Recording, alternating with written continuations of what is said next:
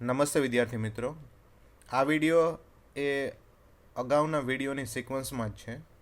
અગાઉનો video એટલે GTU દ્વારા આપવામાં આવેલા કોર્સ સબ્જેક્ટ એપ્લાઇડ મેથેમેટિક્સ અથવા તો એન્જિનિયરિંગ મેથેમેટિક્સ કે જેનો કોડ 432001 અથવા તો 432002 છે, એના GTU mock exam model question પેપરના સોલ્યુશન અને પ્રિપેરેશનના ભાગ તરીકે છે.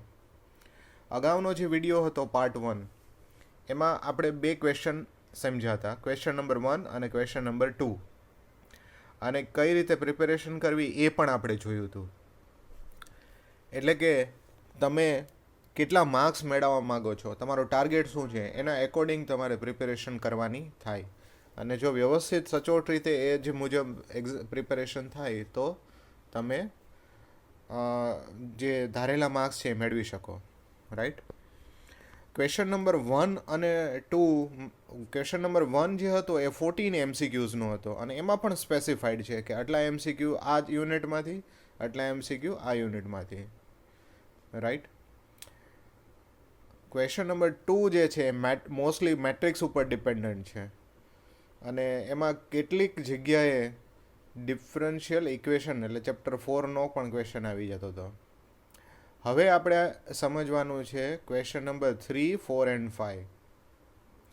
પહેલાં આને ઓબ્ઝર્વ કરીને જોઈ લઈએ કે આ કઈ રીતે પૂછાય છે. જો ક્વેશ્ચન 3માં એ પાર્ટ અને બી પાર્ટ બધામાં આવી રીતે જ છે. એ પાર્ટ હશે એમાં 3માંથી 2 કરવાના છે, ક્વેશ્ચન આન્સર આપવાના છે, અને બીમાં પણ 3માંથી 2. Solve any 2 out of 3. પણ એ પાર્ટ 3 માર્ક્સનો હશે અને બી પાર્ટ 4 માર્ક્સનો હશે.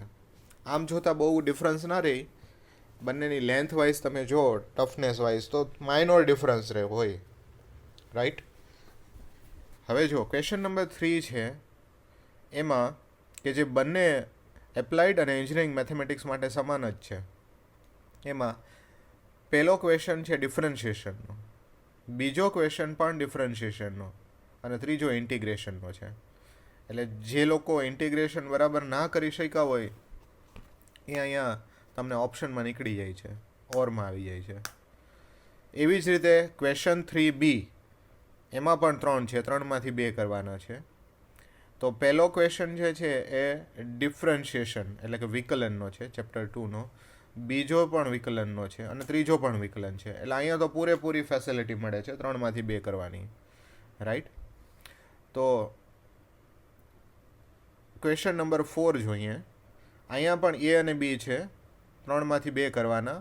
એ પાર્ટના 6 માર્ક્સ હશે, 3 માર્ક્સના 2 એક્ઝામ્પલ, અને બી પાર્ટના 8 માર્ક્સ છે, 8 માર્ક્સ, 4 માર્ક્સના 2 એક્ઝામ્પલ. પણ જો અહીંયા ફસાય એવું છે, ઇન્ટિગ્રેશન જેણે ના કર્યું હોય એને એ પાર્ટમાં 3 માર્ક્સ ગુમાવવા પડે, કારણ કે જે થર્ડ છે 4A3 એ એન્જિનિયરિંગ મેથેમેટિક્સ માટે 5મા ચેપ્ટરમાંથી કોમ્પ્લેક્સનો એક્ઝામ્પલ આવશે, જ્યારે એપ્લાઇડ મેથેમેટિક્સવાળાને સ્ટેટિસ્ટિક્સનો એક્ઝામ્પલ આવશે. રાઈટ. તો અહીંયા એક 3 માર્ક્સ લૂઝ કરવાના થાય જો ઇન્ટિગ્રેશન ફાવતું ના હોય તો. અને બીમાં કોઈ ચોઈસ છે નહીં આપણી પાસે, બંને એક્ઝામ્પલ, 2 એક્ઝામ્પલ ઇન્ટિગ્રેશનના અને એક છે અહીંયા કોમ્પ્લેક્સનો છે. એટલે ફરીથી એપ્લાઇડ મેથેમેટિક્સવાળાને ત્યાં સ્ટેટિસ્ટિક્સ આવશે. તો અહીંયા પણ ફરી એક ક્વેશ્ચન લૂઝ કરવાનો થાય જો ઇન્ટિગ્રેશન ન કર્યું હોય તો, કારણ કે સ્ટેટિસ્ટિક્સ તો આપણે કમ્પ્લીટલી બહુ સરસ રીતે કરવાનું જ છે. મેં અગાઉ પણ પહેલા પાર્ટમાં કહ્યું હતું કે સંકર સંખ્યાઓ અને સ્ટેટિસ્ટિક્સ સ્કોરિંગ છે. રાઈટ. તો અહીંયા 4 માર્ક્સ લૂઝ થાય. તો તમે જો વિચારો, આ બી પાર્ટમાં 4 માર્ક્સ અને એ પાર્ટમાં 3 માર્ક્સ, એટલે ટોટલ 7 માર્ક્સ થયા, અને MCQમાં પાછા ઇન્ટિગ્રેશનના આવે એક્ઝામ્પલ. તો આ મેક્સિમમ 7 માર્ક્સ તમારે લૂઝ કરવાના થાય જો તમે ઇન્ટિગ્રેશનની ખાલી ફોર્મ્યુલા પણ કરી લો તો. રાઈટ. પણ ઇન્ટિગ્રેશન એમ સ્કીપ કરવા જેવું નથી, કારણ કે ખૂબ અગત્યનું છે. અને આગળ ઉપર 4th ચેપ્ટર જે છે વિકલ સમીકરણના ઉકેલ, ત્યાં તો આવે જ છે પાછું, પણ એ સિમ્પલ પ્રકારના ઇન્ટિગ્રેશન હોય છે, એકચ્યુઅલ કોર ઇન્ટિગ્રેશન એક્ઝામ્પલ્સ હોતા નથી. રાઈટ. અને ક્વેશ્ચન નંબર 5નો પણ ડિસ્કસ કરી લઈએ આપણે સાથે સાથે. ક્વેશ્ચન 5 છે એમાં જો એ બી એ તો તમને ખ્યાલ જ આવી ગયો. હવે 3 માર્ક્સના 3માંથી 2 કરવાના અને બી પાર્ટમાં 4 માર્ક્સમાં 3માંથી 2 કરવાના. પણ જો અહીંયા જે 3 છે એ કમ્પ્લીટલી કોમ્પ્લેક્સ નંબરના એક્ઝામ્પલ છે, એટલે કે એન્જિનિયરિંગ મેથેમેટિક્સવાળા માટે, અને ખૂબ ઇઝી છે. આ જ વસ્તુ એપ્લાઇડ મેથેમેટિક્સવાળા સ્ટેટિસ્ટિક્સના એક્ઝામ્પલ્સ હશે, 3 માર્ક્સના 2 એક્ઝામ્પલ, બરાબર. અને ફાઇનલી જે બી પાર્ટ છે એ ચેપ્ટર 4માંથી આવે છે, એટલે સોલ્યુશન ઓફ ડિફરન્શિયલ ઇક્વેશન. અને ડિફરન્શિયલ ઇક્વેશનમાં 2 જ તો મેથડ છે અગત્યની, સેપરેબલ ઓફ વેરિયેબલ મેથડ, એટલે કે વિયોજનીય ચલની રીત, અને બીજી છે લિનિયર ડિફરન્શિયલ ઇક્વેશન, એટલે કે સુરેખ વિકલ સમીકરણ. જેણે પાસ થવું છે એના માટે મેં એક જ મેથડ કહી છે, અને એ છે સુરેખ વિકલ સમીકરણ, dy/dx plus py is equal to q, એનો એક્ઝામ્પલ, રાઈટ. તો અહીંયા એ પણ કવર અપ થઈ જાય છે. So this is all. Let see આમાં આગળ આપણે કઈ રીતે વધી શકીએ, બરાબર. અને આ સેમ ફોર્મેટ એ એપ્લાઇડ મેથેમેટિક્સ માટે પણ છે. તો આપણે 1 by 1 બંનેના એક્ઝામ્પલ્સ જોતા જશું. આ બધું ડિસ્કસ થઈ ગયું છે અગાઉ, બરાબર. આપણે ક્વેશ્ચન નંબર 3થી સ્ટાર્ટ કરવાનું છે. Let see. મેં કહ્યું એ પ્રમાણે વિકલનમાં બેઝિક વસ્તુ શું છે, એના બધા જ સૂત્રો, એની ફોર્મ્યુલા, ઓલ 19 ફોર્મ્યુલાઝ, અને એના પછી છે ગુણાકારનો નિયમ અને ભાગાકારનો નિયમ. તો અહીંયા એ જ છે. જો અહીંયા છે ભાગાકારનો નિયમ, y is equal to x² - 1 upon sin x આપેલું છે, અને એનું વિકલન કરવાનું છે, ડિફરન્શિએશન કરવાનું છે. અંશમાં પણ x ચલનું વિધેય છે, છેદમાં પણ x ચલનું વિધેય છે. તો આની ફોર્મ્યુલા શું થાય? Very simple. યાદ રાખવા માટે હંમેશા આ જ પેટર્નમાં જવું, ભૂલ ના પડે.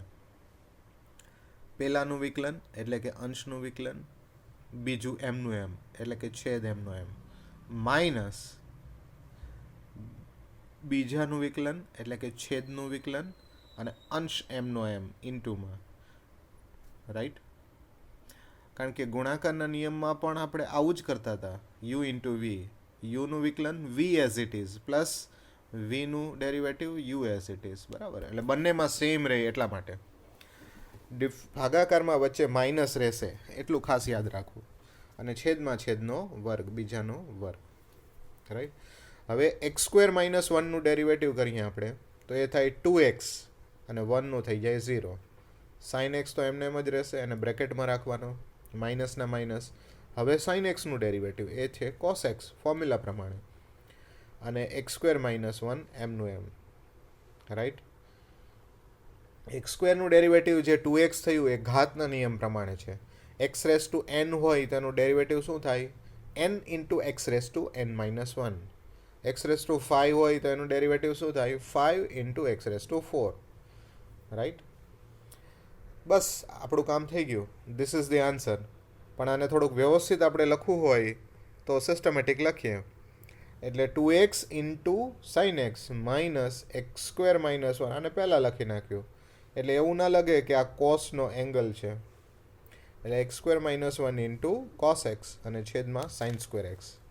ટ્રિગોનોમેટ્રિક ફંક્શનમાં જ આપણી પાસે ફેસિલિટી છે કે જે આ વર્ગ છે ને એ વચ્ચે લખવાનું. બીજા કોઈમાં આવી ફેસિલિટી નથી, અથવા બીજા કોઈમાં આવું આપણે લખતા નથી, રાઈટ. ચાલો, તો અહીંયા ભાગાકારનો નિયમ આવી ગયો. હવે આવા જ એક્ઝામ્પલ હશે કે જેમાં ગુણાકાર હોય અથવા ભાગાકાર હોય, અથવા કદાચ ફંક્શનની અંદર આવી ગયું હોય. જો આ બધી જ વસ્તુ હું કોઈ એક ફંક્શનની અંદર મૂકી દઉં તો, એટલે કે લોગની અંદર મૂકી દઉં તો એ સંયોજિત વિધેયનું એક્ઝામ્પલ થઈ ગયો. કારણ કે લોગનું ડેરિવેટિવ 1/x થઈ જાય, એટલે 1/x² - 1 અપોન sin x, અને પછી એનું આ જ વસ્તુ ફરીથી કરવાની થાય, રાઈટ. તો એ ટફ થઈ જાય, થોડુંક ટફ થઈ જાય. ચાલો, નેક્સ્ટ એક્ઝામ્પલ. કોઈ પણ sin x પાવર x, એટલે કે એવું ફંક્શન આપેલું હોય કે જેમાં એક બેઝ હોય, એટલે કે એક આધાર હોય, અને એક ઘાત હોય, બંનેમાં એક્સ હોય, આધારમાં અને ઘાતમાં, તો શું કરવું? તો એનો વિકલન કરવા માટે આપણે પહેલાં તો એને વાય ધારી લેવું. આ વાય આપેલું નથી પણ આપણે ધારેલું છે, બરાબર. કેટલીક વખત આપી દીધું હોય, ન આપી દીધું હોય તો આપણે ધારી લેવું. હવે બંને બાજુ લોગ લઈ લેવાનો.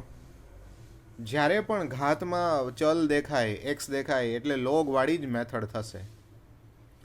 બંને બાજુ લોગ લઈ લે એટલે આ થઈ ગયું લોગ વાય, આ થઈ ગયું log sine x power x. અને લોગનો નિયમ છે કે એની ઘાત છે એ ઉડતી ઉડતી નીચે પડશે અહીંયા બાજુમાં ગુણાકારમાં, તો આ થઈ જશે x log sine x, right. બસ હવે એક્સ પ્રત્યે આનું ડેરિવેટિવ કરી નાખીએ તો લોગ વાયનું થઈ જાય 1/y dy by dx.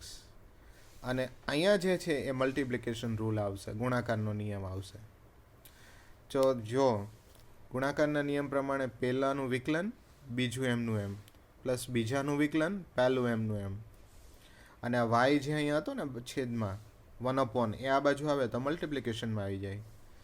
એક્સનું derivative હંમેશા 1 થાય ફોર્મ્યુલા પ્રમાણે, ઘાતનો નિયમ. લોગ સાઇન એક્સ એમના એમ, લોગ સાઇન એક્સનું ડેરિવેટિવ 1/sin x, અને સાઇન એક્સનું ઉપર થઈ જાય પાછું કોસ એક્સ. લોગ 10x હોય તો 1/tan x, અને tan xનું થઈ જાય ઉપર sec²x. લોગ cot x હોય તો 1/cot x, અને cot xનું ઉપર ડેરિવેટિવ થઈ જાય -cos x²x, right. x as it is. હવે આ જે પણ છે મલ્ટિપ્લિકેશનમાં એનું એમને એમ જ રાખીએ, એટલે આ લોગ સાઇન એક્સ અને એક્સ કોટ એક્સ. પણ આ જે વાય હતો મૂળભૂત કિંમત સાઇન એક્સ પાવર એક્સ, એ આપણે ફરીથી મૂકી દીધું, બરાબર. This is very simple, very easy. જેને પાસ થવું છે એને આ મેથડ મેં સ્કીપ કરાવી છે, છતાં પણ જો એને આવડી જાય તો આમાં પ્રયત્ન કરવો, રાઈટ. એના પછી છે ક્વેશ્ચન 3A3. અહીં મેં ઓપ્શન સહિત બધું જ સોલ્વ કર્યું છે. એક્સ ઇન્ટુ લોગ એક્સ, આનું ઇન્ટિગ્રેશન કરવાનું છે. હવે જો આ બધાએ કરવાનું છે, કોઈએ છોડવાનું નથી. ખંડશઃ સંકલન. પાસ થવું છે કે સ્કોર કરવું છે બધાએ. એટલે કે સંકલનમાં ગુણાકારનો નિયમ, અને એને આપણે ખંડશઃ સંકલન કહીએ છીએ, ઇન્ટિગ્રેશન બાય પાર્ટ્સ, રાઈટ. અહીંયા એક શોર્ટ મેથડ મેં યુઝ કરાવી હતી કે એકને યુ એઝ્યુમ કરી લો, બીજાને વી એઝ્યુમ કરો. યુ વી કઈ રીતે એઝ્યુમ કરવો એના માટે લિયાટે મેથડ છે, LIATE, બરાબર. અને પછી યુના ડેરિવેટિવ કરતા જાઓ આમ ટેબ્યુલર ફોર્મમાં, અને વીના ઇન્ટિગ્રેશન કરતા જાઓ, અને ક્રોસમાં મલ્ટિપ્લિકેશન કરી પ્લસ માઇનસની સાઇન મૂકતા જાઓ. આ એની શોર્ટ મેથડ હતી. એ તમારે જોયું હોય તમારા અગાઉના ઇન્ટિગ્રેશનના વિડીયોઝમાં જોઈ લેજો. ખંડશઃ સંકલન વિડીયોના ડિસ્ક્રિપ્શનમાં આપેલું જ હોય, ઇન્ટિગ્રેશન બાય પાર્ટ્સ, એટલે એમાંથી જોઈ લેવું, રાઈટ. પણ અહીંયા આ મેથડ શોર્ટ મેથડ ફેલ થાય છે. મેં ત્યાં પણ સમજાવ્યું હતું, જ્યારે લોગ આવશે ત્યારે મેથડ ફેલ થશે. એમાં કમ્પલસરી ફંડામેન્ટલ ડેફિનેશન પ્રમાણે જ જવું પડે, બરાબર.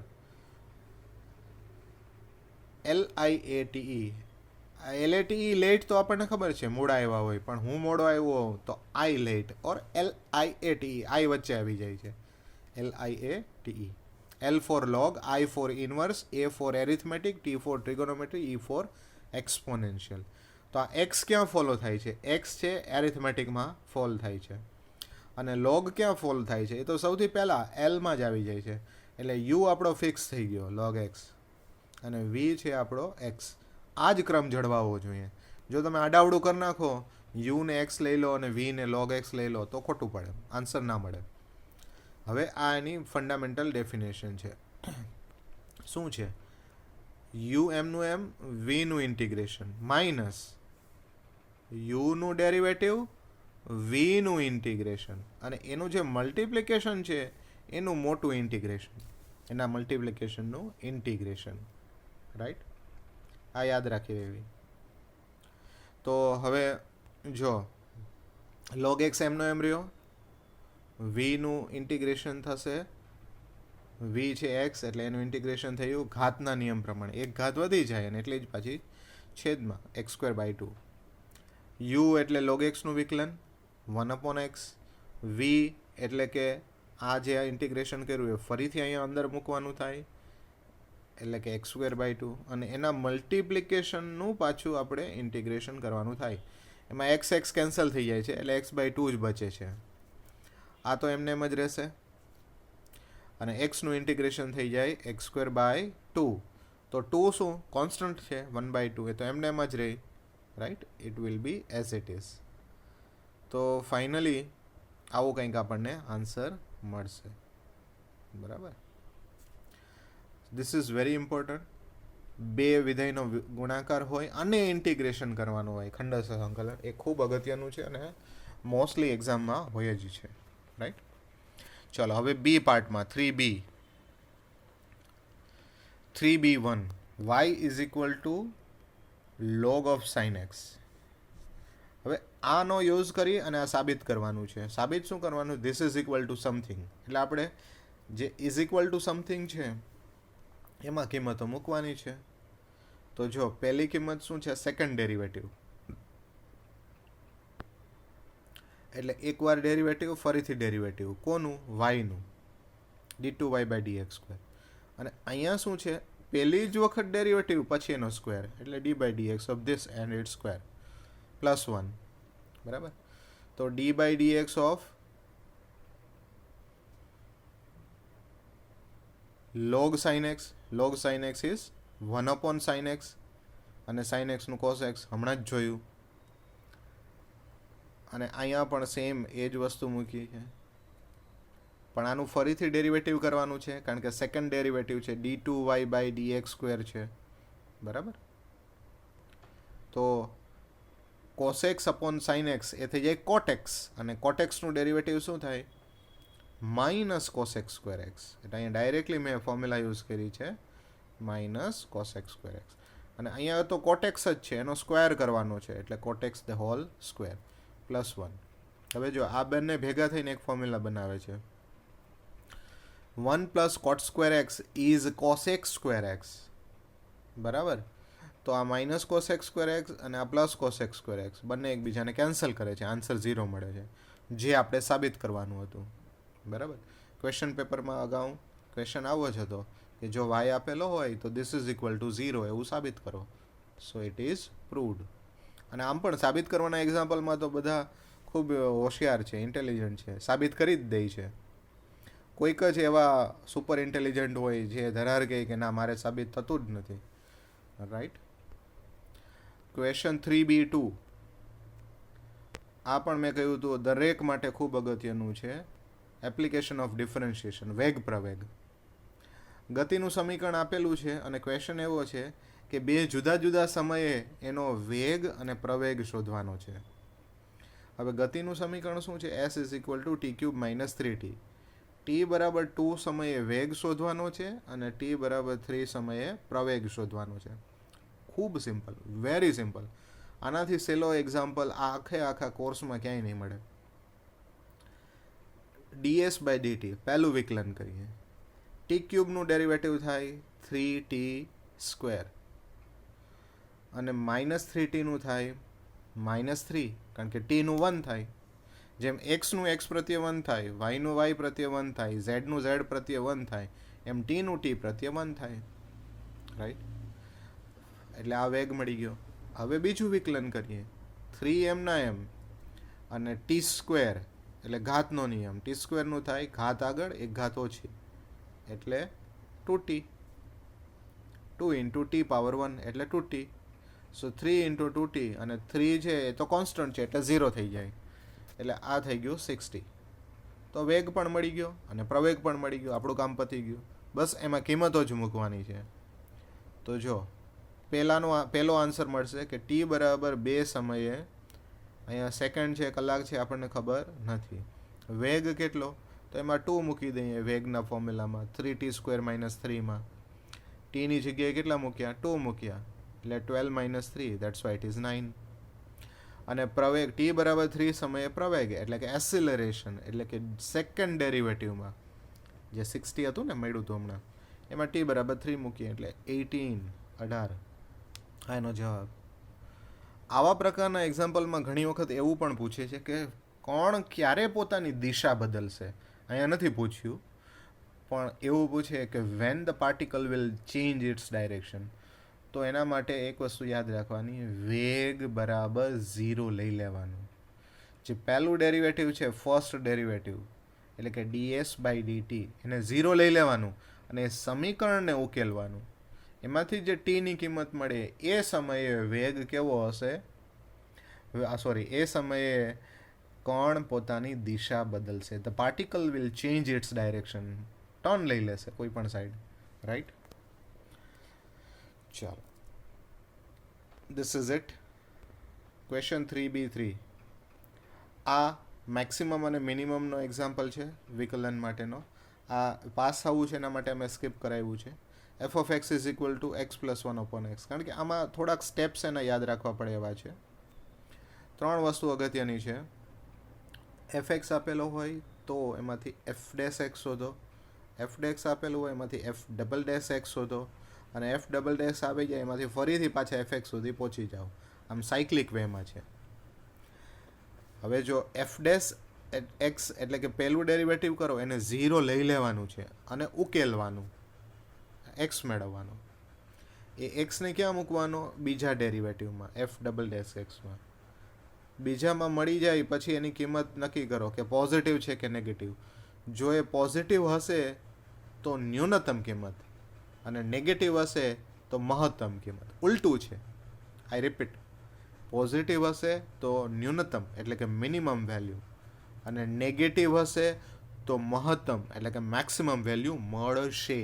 મળી નથી, ખાલી ઇન્ડિકેટર ચાલુ થયું છે કે હવે આમ વળવાનું છે કે આમ વળવાનું છે. રાઈટ, અને ઇન્ડિકેટરનો ઉપયોગ કરી અને કિંમતો એક્સની કિંમતો કેમાં મૂકવાની, મૂળભૂત વિધેયમાં, કારણ કે આની જ તો કિંમતો શોધવાની છે, મેક્સિમમ કે મિનિમમ, એટલે આપણને આન્સર મળી જાય. રાઈટ, ચાલો, first derivative f dash x, એક્સનું ડેરિવેટિવ શું થઈ જાય, એક્સનું 1 થઈ જાય, અને 1 અપોન એક્સનું શું થાય, 1 અપોન એક્સનું થાય -1 અપોન એક્સ સ્ક્વેર.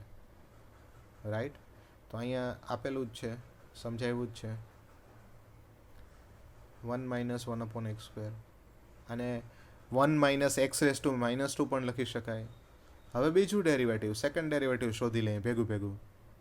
1નું 0, માઇનસના માઇનસ, અહીંયા ફરીથી ઘાતનો નિયમ આવ્યો. ઘાતનો નિયમ શું કહે છે, ઘાત આગળ એટલે -2 આગળ અને એક ઘાત ઓછી એટલે x રેઝ ટુ -2 -1 એટલે -3, અને છેદમાં લખવું હોય તો આવી રીતે પણ લખાય એટલે x રેઝ ટુ 3, કારણ કે નીચે જાય છેદમાં તો ઘાત પોઝિટિવ થઈ જાય એટલા માટે. તો માઇનસ માઇનસ પ્લસ એટલે 2 અપોન એક્સ ક્યુબ મળી ગયા. First derivative, second derivative.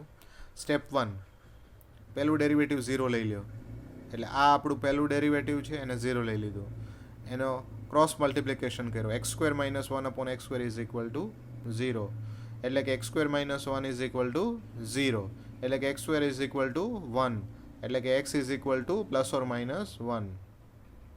એક્સની બે કિંમતો મળી ગઈ, +1 અને -1. હવે +1 આપણે સેકન્ડ ડેરિવેટિવમાં મૂકવાનું છે, ડબલ ડેરિવેટિવમાં. એ શું હતું, 2 અપોન એક્સ ક્યુબ, તો એ આપણને શું મળ્યું, ખાલી 2. જવાબ શું મળે છે એનાથી મતલબ નથી, એ પોઝિટિવ છે કે નેગેટિવ એનાથી જ મતલબ છે. એટલે કે x ઇઝ ઇક્વલ ટુ 1 માટે એ પોઝિટિવ મળ્યું, એટલે આની ન્યૂનતમ કિંમત મળશે. કોના માટે, 1 માટે.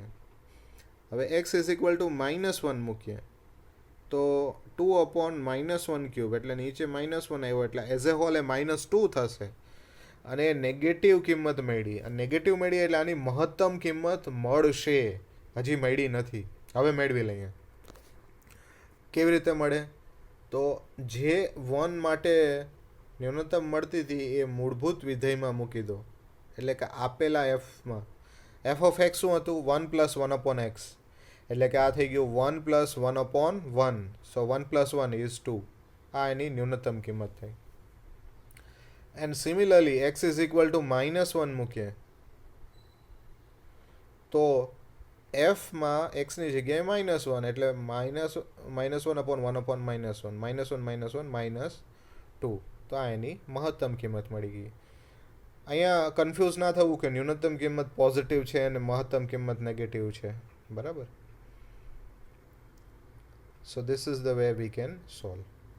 અહીંયા થર્ડ ક્વેશ્ચન પૂરો થાય છે એટલે મેં એક આખું પેજ બગાડી દીધું છે કે જેને કારણે તમે એક્ઝામમાં આવી ભૂલ ના કરો. અહીંયા થર્ડ ક્વેશ્ચન પૂરો થયો, પેજ આખું છોડી દો, નેક્સ્ટ પેજથી નવા પેજથી ચાલુ કરો. Question number 4. ક્વેશ્ચન 4 આપણે હમણાં જ વાત કરી, ઇન્ટિગ્રેશનનો જ પોર્શન છે, બરાબર. એમાં 2 ઇન્ટિગ્રેશન અને એક આપણું ફેવરિટ એ આવે છે, એટલે 1 માર્ક્સ આમાં લૂઝ, 3 માર્ક્સનો એક દાખલો આમાં લૂઝ થઈ શકે. Let's see. આનું ઇન્ટિગ્રેશન કરવું હોય તો છે, આ પણ સિમ્પલ જ, ફોર્મ્યુલા બેઝડ જ છે. જો 2 sin x cos square x અને 3 cos x cos square x. તો આ થઈ ગયું, 2 કોન્સ્ટન્ટ છે, આઉટસાઇડ આવી જાય, sin x cos x, અને આ cos x એક છૂટો, આ cos x cancel, 1 cos x. તો આને અરેન્જ કર્યું એટલે આ થઈ ગયું tan x અને 1 cos x થઈ ગયું sec x. મેં અગાઉ પણ વાત કરી છે કે ટ્રીગોવાળા ઇન્ટિગ્રેશન હોય તો એને હંમેશા ટાર્ગેટ એવો જ બનાવો કે એ કોના ડેરિવેટિવમાં કન્વર્ટ થાય છે. કન્વર્ઝન કેમાં કરવાનું છે? તો conversion tan x sec xમાં, cosec x cot xમાં, sec square xમાં, આવા બધામાં કન્વર્ઝન કરવાનું છે. વાય? કારણ કે એ બધા કોઈકના ડેરિવેટિવ છે. અને ઇન્ટિગ્રેશનનો મતલબ જ એ છે કે કોઈનું ઇન્ટિગ્રેશન શોધવું એટલે શું? એ કોનું ડેરિવેટિવ છે, રાઈટ? તો tan x sec x કોનું ડેરિવેટિવ છે? sec xનું. અને અહીંયા તો આ કેન્સલ થઈ ગયું એટલે ખાલી sec x જ બચ્યો. પણ sec xની ઇન્ટિગ્રેશન ફોર્મ્યુલા છે આપણી પાસે, log mod sec x plus tan x, બરાબર. ધીસ ઇઝ અ ફોર્મ્યુલા, આ યાદ રાખી લેવી. જેવી રીતે tan xની આપણે ઇન્ટિગ્રેશન ફોર્મ્યુલા જોઈ હતી ને, log mod sec x. તો sec xની ઇન્ટિગ્રેશન ફોર્મ્યુલા છે log mod sec x plus tan x. આ ડાયરેક્ટલી મળતું નથી પણ ઇનડાયરેક્ટલી આપણે કેલ્ક્યુલેશન કરવાથી મળે છે, બરાબર. Question 4a2. જો નાના 2 ક્વેશ્ચન આપેલા છે, ખૂબ સિમ્પલ છે. આમ લાગે ડરામના જેવા કે ઇન્ટિગ્રેશન છે, પણ એમાં છે કંઈ નહીં. 3 માર્ક્સનો આ ક્વેશ્ચન છે, એનામાં 2 પૂછ્યા છે. એટલે વિચારો, આ 1.5 માર્ક્સના 2 ક્વેશ્ચન છે. જો અંશ અને છેદની વાત હોય ત્યારે મેં કહ્યું એ પ્રમાણે જોઈ લેવાનું કે અંશ છે એ છેદનું વિકલન તો નથી ને. ઉપરના માળે જે ભાઈ બેઠો છે એ ગ્રાઉન્ડ ફ્લોરવાળા ભાઈનું ડેરિવેટિવ તો નથી ને. જો હોય તો લોકો ગ્રાઉન્ડ ફ્લોરવાળા વ્યક્તિ પાસે આવશે, લોગ મોડ છેદ થઈ જશે. યસ, ઇટ ઇઝ ધેર, જોઈ લો, છે જ અહીંયા. 3x² નું ડેરિવેટિવ 3m ના m, x² નું થઈ જાય 2x એટલે 6x થઈ ગયું. -5x નું ડેરિવેટિવ -5m ના m, x નું 1 અને 7 નું તો 0. તો છે જ, બધું જ સેટ છે. એનું ડેરિવેટિવ થઈને ફર્સ્ટ ફ્લોર ઉપર વયો ગયો છે. તો આનો આન્સર થાય લોગ મોડ છેદ log mode 3x² - 5x + 7. Very simple. અને બીજી અહીંયા પેટર્ન એ છે કે જેનું ઇન્ટિગ્રેશન કરવાનું છે એ કોનું ડેરિવેટિવ છે. જો તમને સીધું ખબર પડી જાય તો આપણો એક્ઝામ્પલ ફટાક દઈને 1 જ મિનિટમાં સોલ્વ થઈ જાય. e⁻sin x cos x આ કોનું ડેરિવેટિવ છે? Yes, it is a derivative of e⁻sin x. કારણ કે e⁻x હોય તો એનું ડેરિવેટિવ થાય e⁻x ઓનલી. પણ e⁻sin x હોય તો e⁻sin x into cos x. e⁻tan x હોય તો e⁻tan x into sec² x. e⁻√x હોય તો e⁻√x ઇન્ટુ 1/2√x. તો અહીંયા જો બેઠું એનું ડેરિવેટિવ છે. અને ઇન્ટિગ્રેશન અને ડિફરન્શિએશન બે એકબીજાને કેન્સલ કરે છે. So this is e⁻sin x only, right. ચાલો 4a3. હવે નવો ક્વેશ્ચન અહીંથી ચાલુ થાય છે. સોરી, 4a3 એટલે આ જ ક્વેશ્ચન કન્ટિન્યુ રહી છે. 4th question. હવે આ છે એન્જિનિયરિંગવાળા માટે. આના પછીનો જે પોર્શન આવશે એમાં એપ્લાઇડવાળા માટે એટલે સ્ટેટિસ્ટિક્સવાળો પોર્શન પણ આપણે ઇન્ક્લુડ કરી લેશું. તો પહેલાં અત્યારે એન્જિનિયરિંગનો પોર્શન ડિસ્કસ કરી લઈએ, બરાબર. અહીંયા આગળ z is equal to 2√3 plus 2i આ કોમ્પ્લેક્સ નંબર આપેલો છે અને એના માટે વર્ગમૂળ શોધવાનું છે, રૂટ, અને રૂટની ફોર્મ્યુલા ફિક્સ છે, આ તમને યાદ જ છે, plus or minus under root of mod z plus x by 2 plus i under root mod z minus x by 2. અહીંયા પ્લસ આવે અને અહીંયા વચ્ચે માઇનસ આવે છે, વચ્ચે અહીંયા આઈ આવે છે. આઈની આગળની નિશાની જે છે એ પ્લસ ક્યારે હોય? જ્યારે વાય પોઝિટિવ હોય. એ માઇનસ ક્યારે હોય? જ્યારે વાય નેગેટિવ હોય. આ તો યાદ જ રહી જવું જોઈએ, બરાબર, કારણ કે આનો તો ઉપયોગ આવે જ છે. અને આ બધાએ કમ્પલસરી આખે આખું પરફેક્ટલી કરવાનું છે, આના માર્ક્સ ન જવા જોઈએ, right. So x is 2√3, y is 2. So under root of x square plus y square એટલે કે 2 સ્ક્વેર ઇઝ 4 અને ઇન્ટુ 3 એટલે 12 અને 4 √16. સો ઝેડ 4 મળી ગયો. બસ એ કિંમતો મૂકી દઈએ. ઝેડ જ તો શોધવાનો હતો, બાકી બધું તો છે જ. જો અહીંયા મૂકી દીધી કિંમત 4 પ્લસ 2√3 બાય 2 અને 4 માઇનસ 2√3 બાય 2. જે 2 2 2 છું એ બધા કેન્સલ થઈ જાય, એટલે ધીસ ઇઝ ધી આન્સર. બરાબર, બહુ જ સિમ્પલ એક્ઝામ્પલ. ખાલી એના ફોર્મેટમાં મોડ ઝેડની કિંમત મૂકવાની છે. વેરી ઇઝી એક્ઝામ્પલ, બરાબર. આના માર્ક્સ જો જાય તો અફસોસ કરવો કે આ આપણને કેમ ન આવડ્યું, કારણ કે આનાથી સહેલું તમને મળવું મુશ્કેલ છે. ખાલી ફોર્મ્યુલા યાદ રહેવી જોઈએ. Next example 4B1. હવે આ બધા માટે કોમન છે, એપ્લાઇડ અને એન્જિનિયરિંગ બધા માટે. મેં એક ખાસ ભારપૂર્વક કહ્યું છે 60 to 70 માર્ક્સવાળા માટે પણ અને પાસ થવાવાળા માટે પણ, કે આ પ્રકારના એક્ઝામ્પલ ડેફિનેટ ઇન્ટિગ્રેશનમાં, નિયત સંકલનમાં આવે જ છે, રાઈટ. આ પ્રકારના ઇન્ટિગ્રેશન એટલે શું? ફાઇનાઇટ ઇન્ટિગ્રેશન છે અહીંયા 0 to pi by 2. આ 0 to pi by 4 પણ હોઈ શકે, 0 to pi by 6 પણ હોઈ શકે, બરાબર. અને આની કિંમત શોધવાની છે. સૌથી પહેલું કામ શું કરવાનું છે? એને આઈ ધારી લો અને એને ઇક્વેશન નંબર 1 કહી દો. હવે ઇન્ટિગ્રેશનમાં એક નિયમ છે સંકલન માટેનો, કે જો તમે એની લોઅર લિમિટ અને અપર લિમિટ બેનો સરવાળો કરો, એડિશન કરો, અને આપેલા ફંક્શનમાં એક્સની જગ્યાએ એ સરવાળો માઇનસ એક્સ મૂકી દો, એ એડિશન માઇનસ એક્સ મૂકી દો, તો પણ જવાબ, સંકલનના જવાબમાં કોઈ ફરક પડતો નથી. એટલે જ્યાં જ્યાં અહીંયા એક્સ હશે ત્યાં ત્યાં આપણે શું મૂકવાનું થાય? ત્યાં ત્યાં એ જ જગ્યાએ શું મૂકવાનું થાય? તો પાઈ બાય 2 પ્લસ 0 એટલે કે પાઈ બાય 2 માઇનસ એક્સ એટલે કે પાઈ બાય 2 માઇનસ એક્સ. હવે જો આ જ લિમિટ 0 to 4 હોત તો, ફોર એક્ઝામ્પલ, તો આ એક્સની જગ્યાએ શું મૂકવાનું થાત આપણે? તો 4 પ્લસ 0 માઇનસ એક્સ એટલે કે 4 માઇનસ એક્સ. આ બધા જ એક્સ છે ત્યાં 4 માઇનસ એક્સ મૂકી દે. આ જ જો ક્વેશ્ચન 1 to 5 હોત તો 1 પ્લસ 5 એટલે કે 6 માઇનસ એક્સ. દરેક એક્સની જગ્યાએ શું મૂકી દે? 6 માઇનસ એક્સ. બસ આ લોજિક તમારા માઇન્ડમાં બરાબર સેટ થઈ જાય તો આ બધા જ એક્ઝામ્પલ આવડી જાય, રાઈટ. ચલો લેટ્સ સી.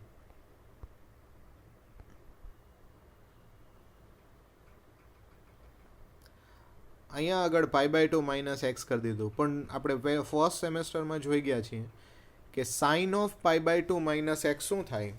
Cos x. અને cos of pi by 2 minus x શું થાય? Sine x, right. એટલે આ જે એક્સની જગ્યાએ આપણે પાઈ બાય 2 માઇનસ એક્સ કર્યા, છતાં પણ ઇન્ટિગ્રેશનની વેલ્યુ તો આઈ જ રહી છે. અને આ જ આઈ એ સાઇન હતો ત્યાં કોસ થઈ ગયો, અને કોસ હતો ત્યાં સાઇન થઈ ગયો. આને આપણે ઇક્વેશન નંબર 2 કહી દીધું, આને આપણે ઇક્વેશન નંબર 1 કીધું હતું. બેયનું એડિશન કરી નાખો તો ડાબી બાજુ આઈ પ્લસ આઈ શું થઈ જાય? 2i થઈ જાય. અને જમણી બાજુ શું થશે? જો જમણી બાજુ બેયના છેદ કેવા છે? ડિનોમિનેટર સરખા છે ને, તો ઉપર ન્યુમરેટરનો સરવાળો થાય, કારણ કે આપણી પાસે આવો નિયમ છે 2 પ્લસ 5 પ્લસ 3 પ્લસ 5 હોય તો આને શું લખી શકાય? 2 plus 3 the whole divide by 5. છેદમાં સરવાળો ન થાય, એમને એમ જ રહે, કોમન જ રહે. અંશનો જ સરવાળો થાય, right. So this exactly is return over here. બે સમીકરણનો સરવાળો કરી દીધો છે એટલે ઉપર sin raise to 5x cos raise to 5x upon sin raise to 5x plus બે સરખા જ થઈ ગયા, રાઈટ. અને બે કેન્સલ થઈ જશે એટલે 1 મળશે આપણને. અહીંયા i પ્લસ i શું થઈ ગયા 2i, અને 1નું ઇન્ટિગ્રેશન શું થાય x થાય. 1નું 0 ન થાય હો, ડેરિવેટિવ 0 થાય. જેને ડેરિવેટિવ અને ઇન્ટિગ્રેશનમાં ભૂલો પડતી હોય બરાબર ધ્યાન રાખી લે. 1 કોનું ડેરિવેટિવ છે? 1 છે એક્સનું ડેરિવેટિવ છે, એટલા માટે 1નું ઇન્ટિગ્રેશન x થાય. અને લિમિટ શું છે 0 ટુ π/2. તો એક્સની જગ્યાએ પહેલાં π/2 મૂકો, પછી 0 મૂકો, પછી બાદબાકી કરો. સો 2i is π/2 and that's why I is π/4. This is the same format. આવા ઢગલો બંધ એક્ઝામ્પલ બનાવી શકાય, બધા example same. i plus i કરો, એક્સની જગ્યાએ કિંમતો મૂકી દો, અને પછી કેન્સલ થતું હોય કેન્સલ કરી દો, અને 2 સાથે એને ડિવાઈડ કરી નાખો, રાઈટ. અહીંયા જે એક્ઝામ્પલ આપ્યો છે એમાં સાઇન અને કોસથી પૂછ્યું છે ને, પણ આ જ વસ્તુ સાઇન કોસને બદલે કોસેક સેકમાં પણ પૂછાઈ શકાય, રાઈટ. આ જ વસ્તુ ટેન કોટમાં પણ પૂછાઈ શકાય, રાઈટ. કારણ કે બંને એકબીજામાં બદલાય છે, અહીંયા 5 પાવર કરેલો છે ને એને બદલે રૂટ કરી નાખીએ તો કે root of sine x upon root of sine x plus root of cos x તો પણ થાય. એવરીથિંગ ઇઝ સેમ, કારણ કે છેલ્લે તો કેન્સલ જ થવાનું છે ને, રાઈટ. તો આ પોર્શનના એક્ઝામ્પલ ખાસ તમારે મારા વિડીયોમાંથી જોઈને સોલ્વ કરવા, અથવા તો મટીરિયલમાંથી અથવા રેફરન્સ બુકમાંથી સોલ્વ કરવા. આ જ ફિક્સ પેટર્ન, આનાથી આગળ પાછળ ડાયવર્ટ થવાની જરૂર નથી. Next question 4b2. આ 4b2 શું છે? વર્તુળનું સમીકરણ આપેલું છે x² + y² = a², અને એના ઉપરથી એનું ક્ષેત્રફળ શોધવાનું છે. ઇન્ટિગ્રેશનની એપ્લિકેશન એટલે શું? એરિયા એન્ડ વોલ્યુમ, ક્ષેત્રફળ અને ઘનફળ. ઇન્ટિગ્રેશનનો ઉપયોગ ક્યાં જ આવે? તો મોસ્ટલી એરિયા અને વોલ્યુમ માટે. તો અહીંયા એ જ વાત છે, બરાબર. અને આપણે એક પોર્શનનો આટલો ભાગ, આટલા વર્તુળનો આટલા પોર્શનનો એરિયા શોધી લઈએ અને પછી એને 4થી મલ્ટીપ્લાય કરી દઈએ તો બધા માટે થઈ જશે. જો આ ટોપિક જે છે એરિયા વોલ્યુમ, એ મેં પાસ થવાવાળા માટે સ્કીપ કરાવી દીધો છે, કારણ કે એને લિમિટ લેતા હજી ફાવતું નથી, બરાબર. પણ જેણે સ્કોર કરવો છે એણે આ કરવાનો જ છે. હવે જો લિમિટ અહીંયા ક્યાંથી લેવાશે, કેવી રીતે લેવાશે? તો લિમિટ એની એક્સની વેલ્યુ ઉપર લેવાશે, આ કિંમતો ઉપર 0 ટુ a. એટલે લોઅર લિમિટ એની 0 થઈ, અપર લિમિટ એની a થઈ ગઈ. અને ઇન્ટિગ્રેશનની ફોર્મ્યુલા છે ઇન્ટિગ્રેશન y dx. તો yની જગ્યાએ શું આવે? તો આ ઇક્વેશનને સોલ્વ કરો. x² y² a² હોય તો y² શું હોય? a² - x², અને પછી એમાંથી સ્ક્વેર રૂટ નીકળી ગયું, રાઈટ. બસ આનું ઇન્ટિગ્રેશન એક ફોર્મ્યુલાથી મળે છે. આ ફોર્મ્યુલા તમારે યાદ રાખવી પડે, બરાબર. આ ફોર્મ્યુલા છે x/2 √a² - x² plus a²/2 sin inverse of x/a, બરાબર. આ ઓલી પેલી 19 ફોર્મ્યુલામાંથી, સોરી, ઇન્ટિગ્રેશનની જે બધી જ ફોર્મ્યુલા છે એમાંથી નથી, આ અલગથી ફોર્મ્યુલા છે, બરાબર. અને આવી સરખી મળતી આવતી ઘણી બધી ફોર્મ્યુલા છે. અંડર રૂટ ન્યુમરેટરમાં હોય, ડિનોમિનેટરમાં હોય, એ બધાથી અલગ પડે છે, બરાબર. બસ હવે લિમિટ મૂકી દઈએ. પહેલાં આવશે એની વેલ્યુ, પછી આવશે 0ની વેલ્યુ, કારણ કે ઇન્ટિગ્રેશન તો થઈ ગયું ફોર્મ્યુલાથી બેઠું. તો એક્સની જગ્યાએ એ મૂકી દીધો એટલે આ બધું જ આવી રીતે કન્વર્ટ થઈ ગયું, અને પછી 0 મૂકી દીધો, રાઈટ. અને ફાઇનલી એ જે કિંમતો છે એમાં કેટલીક 0 થઈ જશે, અને અહીંયા જે વચ્ચે આવશે સાઇન ઇનવર્સ 1 થઈ જશે, આ બધું 0 થઈ જશે. અને સાઇન ઇનવર્સ 1 એ ટેબ્યુલર ફોર્મ્યુલામાંથી મળી જાય કે સાઇન π/2 હોય તો 1 થાય, તો સાઇન ઇનવર્સ 1 શું થાય? π/2. ટ્રિગોનોમેટ્રીનું ટેબલ તો બધાને યાદ છે ને? Mind very well. Exam start થાય એની પહેલાં એટલે એક્ઝામ સ્ટાર્ટ થઈ જાય ત્યારે રફ પેજમાં પાછળના પાને ટેબલ બનાવી લેવાનું છે. ટેબલની કિંમતો યાદ ન હોય તો ચાલશે, પણ ટેબલ બનાવતા આવડવું જરૂરી છે. સાઇન, કોસ, ટેન, કોસેક, સેક, કોટ અને એની 0, 30, 45, 60, 90, 180, 270, 360 આ બધી જ કિંમતો બનાવતા આવડવી જોઈએ. That's very easy. મારા વિડીયોમાંથી તમને મળી જશે કઈ રીતે બનાવાય. સાઇનની વેલ્યુઝ 0, 1, 2, 3, 4 આ કિંમતો લઈ લો, બધાને 4થી ડિવાઈડ કરી નાખો અને સ્ક્વેર રૂટ ફાઇન્ડ કરી લો, એટલે સાઇનની કિંમત મળી ગઈ. અને એને ઉલટા ઓર્ડરમાં રિવર્સ રીતે લખો તો કોસની કિંમત મળી ગઈ, અને બેનો ભાગાકાર કરો તો ટેનની કિંમત મળી ગઈ. આ બનાવતા આવડવું જોઈએ. તમને એવું યાદ ન હોય કે સાઇન 30ની વેલ્યુ √3/2 થાય કે 1/2 તો ચાલશે, પણ ટેબલ બનાવતા આવડતું હશે તો ત્યાંથી જોઈને તમે લખી શકશો. રાઈટ? ચલો, તો એ ખાસ બધાએ પહેલા સેમના મટીરિયલમાંથી જોઈ લેવું અથવા પહેલા સેમના વિડીયોમાંથી જોઈ લેવું. So this would be a²/2. 4 cancel થઈ જાય એટલે આ થઈ જાય છે πa². વર્તુળનું સમીકરણ આ માટે આમેય ખબર જ છે ને, πr² છે. This is it. તો આ πa² થઈ ગયો. બરાબર. ચાલો, 4b3. અહીંયા ફરીથી આ એન્જિનિયરિંગ મેથેમેટિક્સનો ક્વેશ્ચન આવે છે. એપ્લાઇડવાળા હશે તો એને સ્ટેટિસ્ટિક્સનો ક્વેશ્ચન હશે, એ આગળ જોશું આપણે. 1 - √3i આનું ધ્રુવીય સ્વરૂપ માટે બે વસ્તુ જ શોધવાની છે, એક આર અને બીજો થીટા. બરાબર. આરની ફોર્મ્યુલા શું છે? આરની ફોર્મ્યુલા છે √x² + y². અહીંયા એક્સ છે એ છે રિયલ પાર્ટ એટલે કે 1, અને y છે એ છે ઇમેજનરી પાર્ટ, આઈ સાથે ગુણાકારમાં હોય એટલે -√3. બેયનો સ્ક્વેર કર્યો, આ √4 થઈ ગયું, √4 = 2. બરાબર. તો ઝેડ મળી ગયો, એટલે આ મોડ ઝેડ મળી ગયો, એટલે આર મળી ગયો. હવે થીટાની વાત. થીટા કેવી રીતે મળે? જો પહેલાં તો એની ફોર્મ્યુલા મૂકી દેવાની. ઘણા લોકોને આ કન્ફ્યુઝન રહી છે. ફોર્મ્યુલા પહેલાં તો આંખ મીચીને મૂકી દેવાની. tan inverse of y/x. yની વેલ્યુ √3/2 અને 1. મોડ છે એટલે એને પોઝિટિવ કરી નાખશે. હવે જે મેં ટેબલ બનાવવાનું કીધું હતું એમાંથી જો ટેનની √3 વેલ્યુ ક્યાં છે? એ 60 ડિગ્રીમાં છે, અને 60 ડિગ્રીને રેડિયનમાં શું લખાય? π/3. 60 ડિગ્રીને π/3, 30 ડિગ્રીને π/6. તગડો હોય ત્યાં છગડો આવે, છગડો હોય ત્યાં તગડો આવે.